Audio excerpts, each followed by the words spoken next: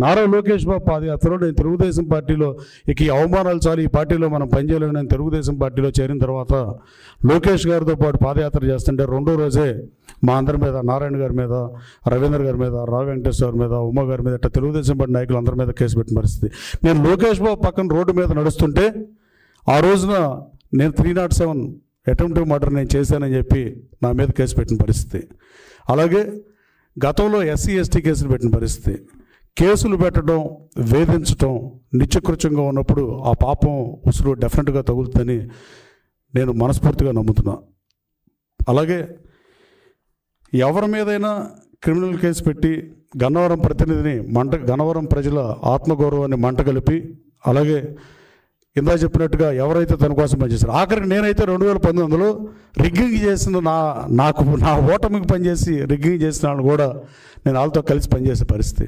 ప్రజాస్వామ్యంలో రాజకీయాల్లోకి వచ్చేది ప్రజల జీవితాన్ని మారుస్తాకున్న ఏకైక ఆయుధం రాజకీయం. ఎప్పటికైనా ప్రజాస్వామ్యమే గెలుస్తుంది. జగన్మోహన్ రెడ్డిని నమ్ముకున్నటువంటి ప్రతి ఒక్కరూ కూడా ఏదో ఒక రోజు అరెస్ట్ కాక తప్పదు. అధికారం ఉంది కదా అని చెప్పి విర్రవీగితే రేపేమవుద్దనే దానికి ఇవాళ వల్లభనేని వంశీ అరెస్టే ఒక నిదర్శనం. ఇవాళ అతనికి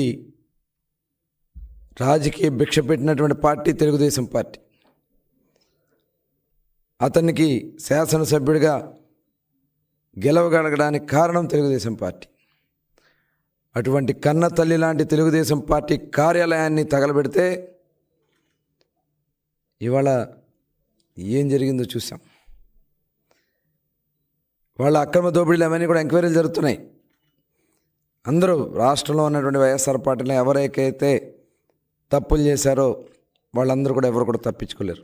నిన్న వైఎస్ఆర్సీపీ వాళ్ళందరూ బయటకు వచ్చి డీసీపీ ఆఫీసులో మాకు రిప్రజెంటేషన్ ఇవ్వలేకపోయాము, ఇలాంటి మాటలు మాట్లాడుతూ ఉంటే కర్మ సిద్ధాంతం అన్నది నాకైతే గుర్తొచ్చింది. కొన్ని కర్మ సిద్ధాంతాలు కూడా ఉంటాయి కదా.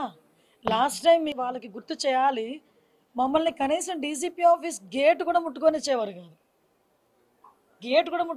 కాదు. మా పార్టీ ఆఫీస్ నుంచి మేము బయలుదేరితే అక్కడ ముళ్ళ కంచెలు లాంటివి వేసి, ఇనుప కంచెలు వేసేసి, పోలీస్ ప్రొటెక్షన్ పెట్టేసి మమ్మల్ని లోపలికి కూడా వెళ్ళకుండా కిలోమీటర్ అవతలే మమ్మల్ని ఆపేసే పరిస్థితి.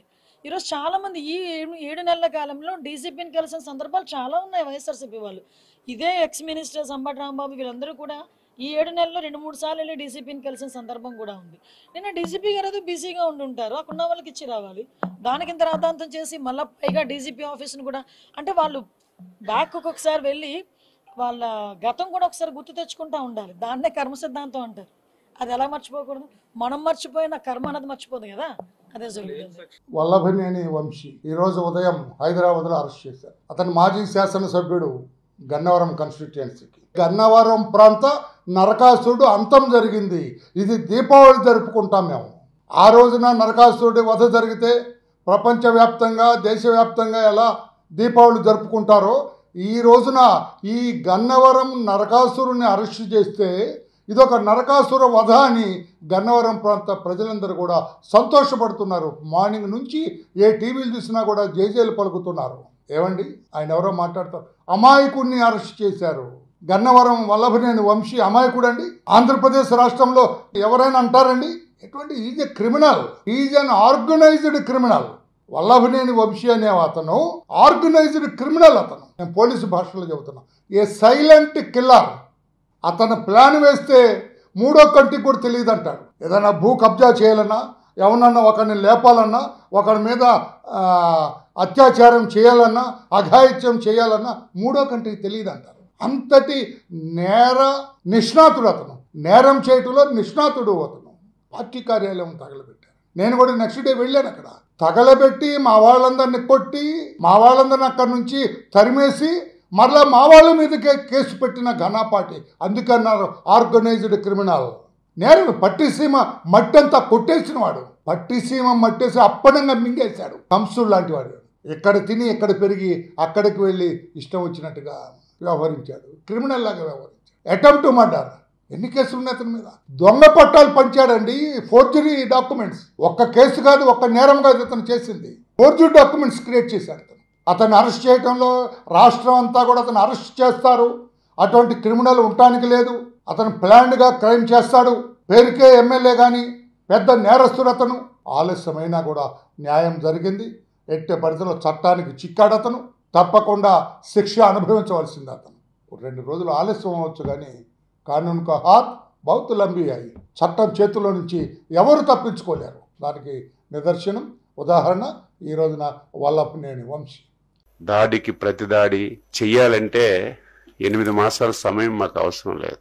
మేము ఒక డెసిషన్ తీసుకున్నాం. చంద్రబాబు నాయుడు గారి ఆధ్వర్యంలో ఎన్డీఏ ప్రభుత్వం దాడికి ప్రతిదాడి అనేది రాజకీయాల్లో మంచిది కాదు. లాస్ట్ 5 years ఇలాగే చేసి రాష్ట్రం తీవ్రమైనటువంటి నష్టాల్లోకి వెళ్ళిపోయింది.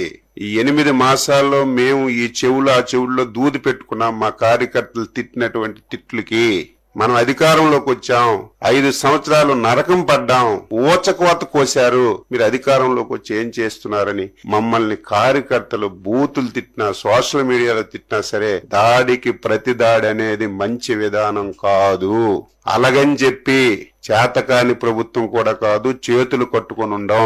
గత 5 సంవత్సరాల్లో జరిగిన ప్రతి సంఘటన మీద స్పష్టంగా ఎంక్వైరీ చేసి వాస్తవాలన్నీ కూడా తెలుసుకొని ఎవడు తప్పు చేసినా సరే విడిచిపెట్టే ప్రశ్న ఉండదని ముఖ్యమంత్రి గారు స్పష్టంగా చెప్పారు. అదే జరుగుతుంది. కానీ కక్ష సాధింపు చర్యగా మేమేది చేయడానికి ఇష్టపడం, భవిష్యత్తులో కూడా ఉండదు. కానీ తప్పు చేసిన వాడు తాత్కాలికంగా తప్పించుకొని తిరగొచ్చు తప్ప ఏదైనా ఒక రోజు చట్టానికి లోబడి శిక్ష అర్హుడవుతాడు. ఈ రోజు కూడా అదే జరిగింది.